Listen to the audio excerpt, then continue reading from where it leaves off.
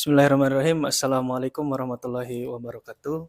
Alhamdulillah, sahabat syiar Korwil Garut yang ada di wilayah Garut semuanya, saya pada kesempatan hari ini bisa silaturahmi dengan divisi dakwah kita.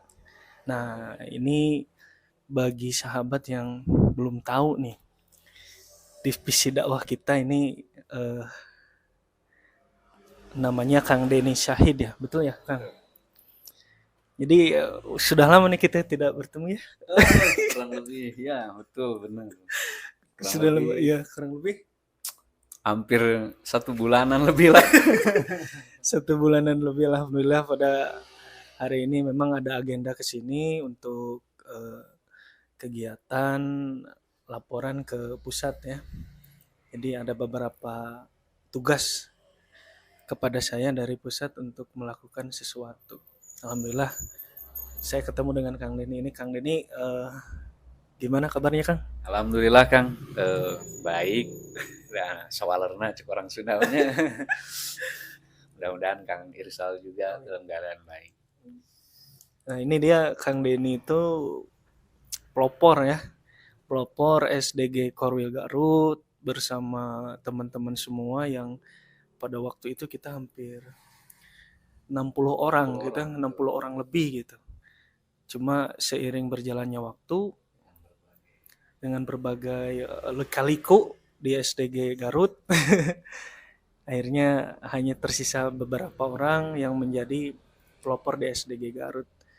Nah, ini salam-salam si Cing Kang Deni, siapa yang paling dirindukan nih di Korwil Garut nih, kan udah lama nggak ketemu ya. Oke. Kalau dirindukan tentunya semuanya, semua anggota SDGK Korwil Garut itu saya sangat merindukan. Apalagi kalau kita lagi berada di kumpulan bersama-sama gitu, banyak canda tawa, itu yang saya sangat rindukan. Karena momen-momen itu adalah momen yang sangat membekas. Dan sampai sekarang saya pengen untuk ketemu sama teman-teman seperjuangan semuanya. Masya Allah. Jadi semuanya dirindukan, tapi kan lebih spesifik sana dirindukan. Yang paling dirindukan ya, kan ada jangan sahabat jadi tong cemburu ini mah versi Kang Deni gitunya. Jadi kumaha Kang sahabat. Kalau ditanya yang paling dirindukan, ya saya juga banyak sih, semuanya juga dirindukan. Cuman ada momen-momen tertentu, kalau berbicara orang takutnya yang lain itu merasa nggak dirindukan juga. Kalau momen yang spesial tentunya banyak. Salah satunya ya orang yang sangat saya rindukan itu adalah ini nih, salah satunya nih si siapa itu, Kang Misbah dengan leluconnya, luar biasa. Ada lagi itu Kang Jalal, terus lagi siapa, ketua Kang Acit, itu Kang Andri ya. Kalau di WA-nya itu namanya Acit, Kang Andri itu. Saya pengen juga ketemu sama beliau karena udah lama juga nggak ketemu. Terus lagi sama pokoknya rekan-rekannya, Haris, terutama Haris. Nah ini yang paling saya rindukan, itu yang sangat sangat saya rindukan adalah sosoknya si Kang Haris.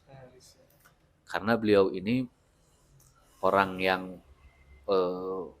pertama kali kita liputan di Sancang itu, beliau inilah yang menemani kami begitu ketika datang ke sana, dan banyak kenangan ketika di perjalanan ataupun pulang. Momen-momen itulah yang sangat saya rindukan, gitu Kang Irsal.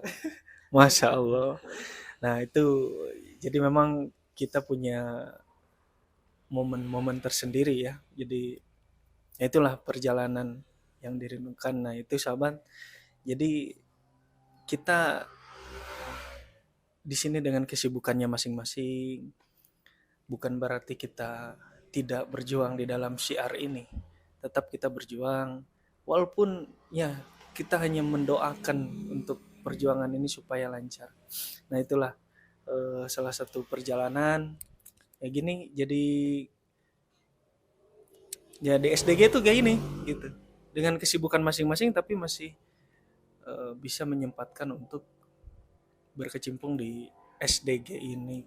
Kang Denny, ya alhamdulillah saya juga bisa silaturahmi pertama kali, sering ke Darajat, lewat ternyata rumahnya tuh di samping jalan, pas pisan gitu ya.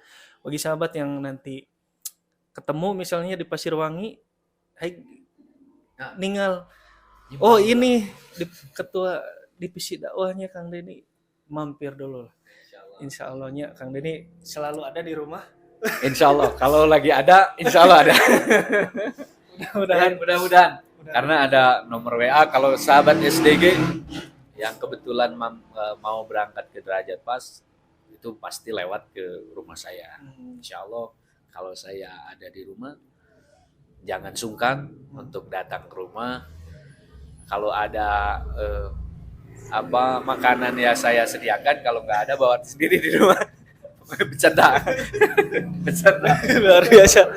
Nah itu sahabat, jadi nanti kalau misalnya ada yang ke Pasirwangi ngelihat ya ini Kang Denny itu divisi dakwah ini, jadi ya dengan Ceng Agil, dengan semua yang ada kemarin, Ceng Agil yang saya wawancara, dan sekarang Kang Denny alhamdulillah ketuanya. Ini jadi nanti jangan sungkan-sungkan untuk bertanya, Akang divisi dakwah SDG Garut gitu ya. Nah terus Kang nih,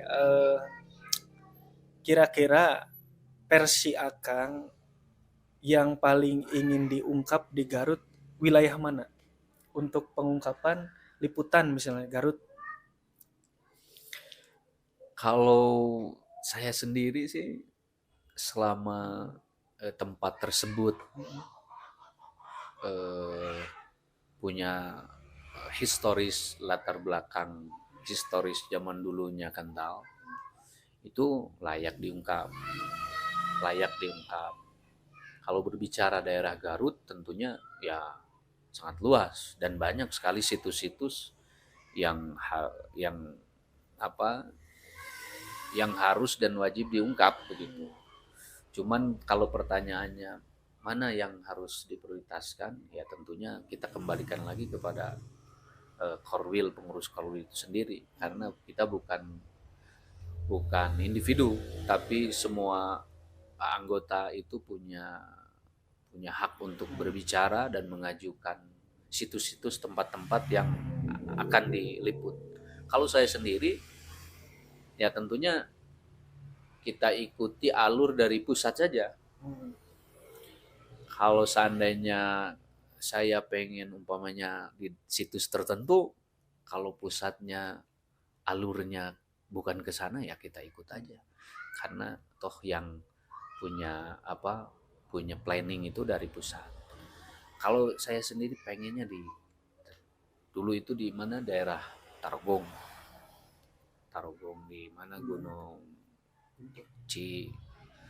Citiis yang suka dipakai camp, dan daerah tersebut kan terkenal juga dengan dengan area mistiknya. Salah satunya kan ada yang hilang di sana, itu sehingga viral kan gitu, dan muatan sejarahnya pun ada di sana. Malahan menurut mitos pun di sana itu adalah perkumpulan apalah gitu menurut orang sana. Dan kalau seandainya itu diizinkan, daerah yang lain pun sama seperti di Kandang Wesi. Itu kan luar biasa itu cerita-cerita masyarakat di sana. Dan kalau saya boleh memilih, ya dulunya ke Kandang Wesi dulu, daerah sana, baru nanti ke Tarogong gitu kalau pengennya gitu. Nah, adapun yang lain itu kan tergantung musyawarah kesepakatan sama anggota yang lain. Itu karek hayang, kurang Sunda namanya, kahayang sendiri. Pengennya sih di daerah Kandang Wesi, karena kalau di daerah Pamengpe kan sudah kan, misal di daerah itu Sancang itu sudah. Yang daerah ini sebelah Sancang seperti daerah Bungbulang kan kita belum. Dan di sana banyak situs-situs yang luar biasa itu yang harus kita ungkap juga. Ada Gunung Wayang kan, yang kata orang sana itu sering sering terjadi kecelakaan, terus banyak yang nyinden dan lain sebagainya.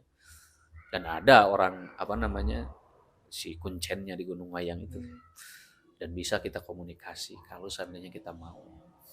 Nah, mungkin kalau terkait dengan liputan ya tempat itu yang kepenginnya didahulukan itu Kandang Musi sama Tarabo. Nah, jadi kalau ke Hoyong Kang Deni mah untuk liputan teh pesisir daerah Garut dulunya, terutama yang ada di pesisir-pesisir pantai. Kandang Wesi kan di pesisir pantai. Gunung Wayang di Pakenyeng. Nah, terus naik ke dia meren lebih kaluhur terus yang kemah danu di kota mah gampang aksesnya jadi gampang seperti itu.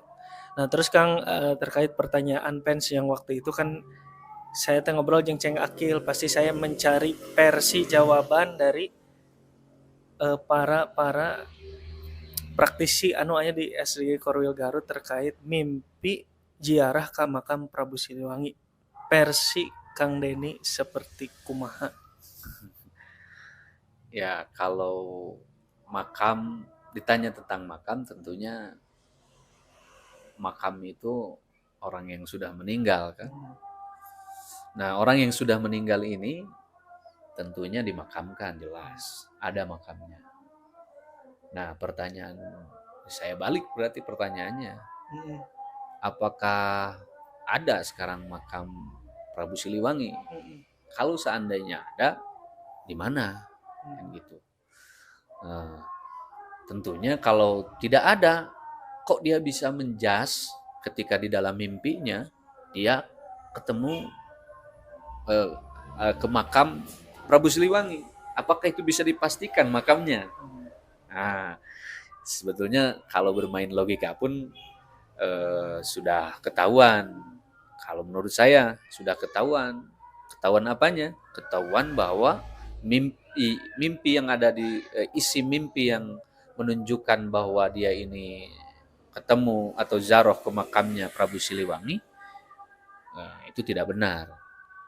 Jangan dulu kita bermimpi secara lahiriah saja makam Prabu Siliwangi itu orang-orang pada belum tahu. Ada yang mengatakan di Tilem di mana? Di Sancang. Orang Bogor mengatakan dia Tilemnya di Bogor, di Gunung Salak dan lain sebagainya. Apalagi makamnya. Nah, ketemu di makamnya. Ya, kalau menurut saya itu tidak tidak benar, dan itu adalah bisikan setan.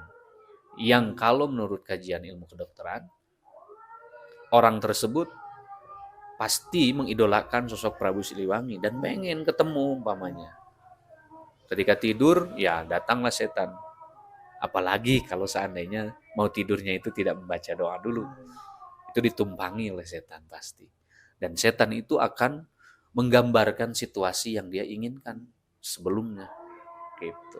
Jadi mengilustrasikan. Jadi kalau katanya mimpi, ada orang mimpi bener gitu. Kejadian umpamanya. Pertanyaannya, apakah kita ini orang yang soleh? Kalau seandainya orang yang soleh, kata Nabi, ar-ru'ya as-solihatu pasti benarnya. Mimpi orang yang soleh itu pasti benar. Nah, pertanyaannya, kita orang soleh nggak? Taraf para ulama bukan? Sehingga bisa menjas bahwa mimpi itu benar gitu. Nah, kalaupun itu benar, menurut saya itu kebetulan. Tapi kalau kasusnya yang tadi, makam Prabu Siliwangi dimimpiin oleh kita, itu jarang. Jarah ke makam Prabu Siliwangi itu secara logika tidak masuk akal. Karena apa? Karena makamnya pun kita nggak tahu di mana. Nah, mungkin tuh jawabannya kayak gitu. Alhamdulillah. Nah, sahabat yang bertanya terkait mimpi ziarah ke makam Prabu Siliwangi, jawaban versi Kang Deni seperti itu. Nah, ini hanya sebatas untuk pengetahuan saja Jadi jawaban-jawaban yang diberikan oleh Kang Denny itu mudah-mudahan jadi ada pencerahan lah nanti untuk kedepannya menyikapi mimpi itu seperti apa gitu. Nah itu mungkin kembali ke individunya masing-masing menyikapi mimpi itu seperti apa. Namun saya hanya ingin bertanya kepada ya mungkin praktisi-praktisi yang ada di Korwil Garut. Jadi saya kan sudah bilang waktu di Ceng Akil, versi Ceng Akil seperti apa, versi Kang Denny seperti apa, versi Kang Acit seperti apa, versi Kang Jalal seperti apa, versi Kakang Prabu seperti apa, itu pasti berbeda. Nah mudah-mudahan ini menjadi jawaban untuk sahabat yang bertanya terkait mimpi ziarah ke makam Prabu Siliwangi. Nah ini jadi pengetahuan untuk kita. Nah itu sahabat, mungkin Kang Denny ya, alhamdulillah saya bisa silaturahmi ke sini. Mudah-mudahan nanti saya juga bisa silaturahmi ke tempat-tempat sahabat yang lain, dan mudah-mudahan diberikan kesehatan, terus panjang umur, dan kita tetap bisa kompak dan solid. Nah itu mungkin sahabat yang bisa saya muat hari ini ya untuk bincang-bincang hari ini. Jadi ngobrol bareng gitu, ngobrol bareng gitu, ngobrol bareng bersama sahabat-sahabat Korwil Garut. Jadi kadek motona hilap, jaga terus iman, ilmu, dan amal kita tetap di syiar dalam gelap. Wabillahi taufiq wal hidayah. Assalamualaikum warahmatullahi wabarakatuh. Assalamualaikum.